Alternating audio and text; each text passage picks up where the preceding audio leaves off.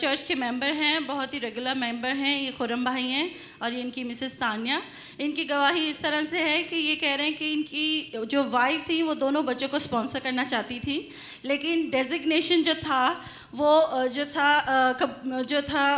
वो एक्सेप्ट नहीं हो रहा था। कि ये कह रहे हैं कि एप्लीकेशन रिजेक्ट हो रही थी, ऑलमोस्ट रिजेक्ट हो चुकी थी, लेकिन फिर भी इन्होंने पास्टर जी से इस बात के लिए दुआ कराई कि जो ये इनकी ख्वाहिश है ये उसी तरह खुदावंद मुमकिन करे, और ऐसा ही हुआ।